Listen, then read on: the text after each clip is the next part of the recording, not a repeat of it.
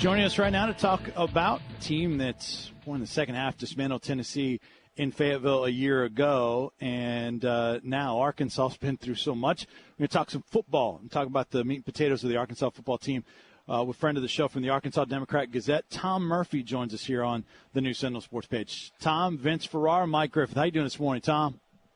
I'm doing quite well, and I caught the very tail end of Kyle there and wasn't sure what team he was talking about until I heard the 4-win prognostication and kind of narrowed it down quick.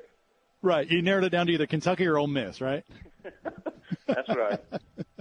Well, let's hit on some of the most notable things in camp so far. Everyone made a big deal about the offseason, but from a football standpoint, what has happened in camp? What have been some of the notable things that have stood out to you in camp so far, Tom?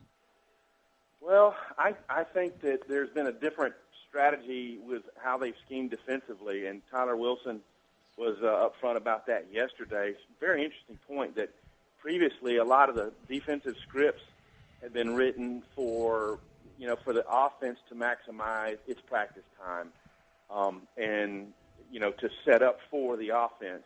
And in this camp, with a new coordinator, Paul Haynes, and a new head coach, as Tyler Wilson put it, they're scheming to beat us. And so we've seen more even-type scrimmaging going on, even though a lot of the same explosiveness on offense. But there's just been more plays made. There's been more tackles for loss. There's been more sacks, tipped balls, and things like that. And I don't know if it's going to translate into a much better Arkansas defense, but it gives them a better chance. And I do believe that they don't feel quite as put on as under the Bobby Petrino era when one side may have been favored over the other. And I just think that's going to help translate to a more enthusiastic play and, playing harder for the coach type of a situation for Paul Haynes. Yeah, and you got to think also, Tom, some of that's got to be that they just trust that the offense can handle a little bit more looks as maybe what the defense can do than, because you're not going to throw the kitchen sink at a younger guy. I mean, you've covered some other schools. How good is this Arkansas offense? It has a chance to be on par with the last two, which were both very good.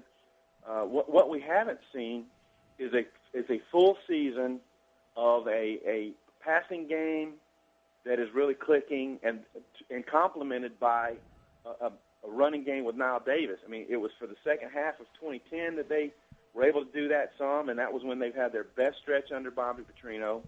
And in 2011, the running game wasn't quite there. I think they ranked somewhere in the 70s or 80s in total in rushing offense. And so I think they've saved Nile Davis up in this camp. They want to bring him in healthy. They think he's going to provide that balance and that Tyler Wilson is going to be able to have enough weapons. The biggest thing I wonder about Arkansas on offense is, will there be enough complementary receivers that defenses can't bracket Kobe Hamilton and Chris Gregg and then just kind of man up on the other guys and just hold those two down? If that can happen, Arkansas could be in a little bit of trouble. But they feel like the receiver, 6'6" McKay from Louisville, is really going to help them stretch defenses and go up for jump balls and things, and that they can stretch the defense out and make them have to defend everywhere.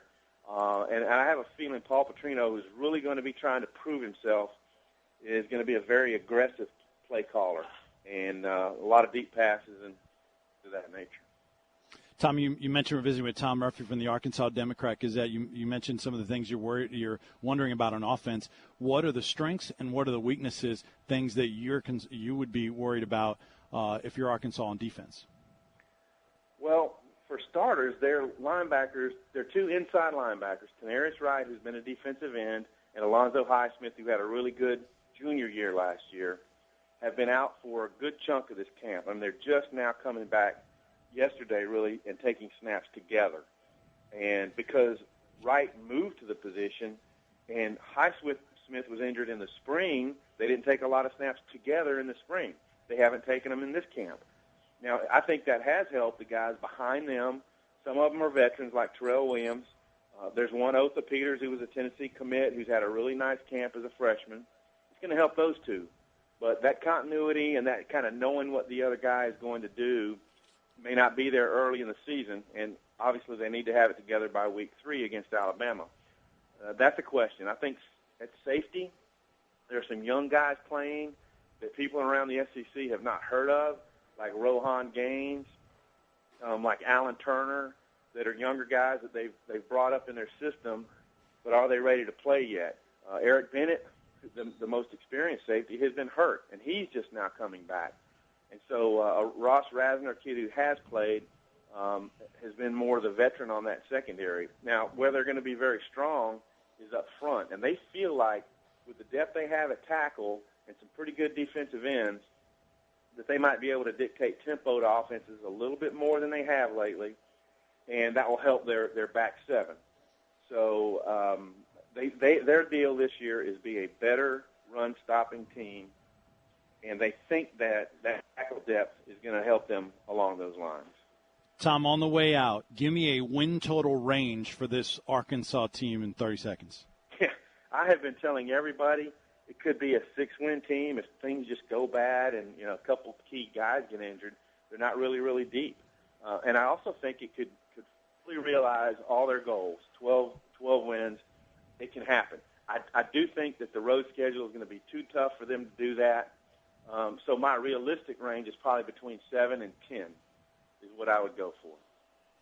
Unreal. Well, Tom Murphy covering for the Arkansas Democrat Gazette. Tom, great to visit with you. Really appreciate it. As always, you can follow Tom on Twitter. It's @TomMurphyADG. Tom, great to talk to you. Have a great weekend.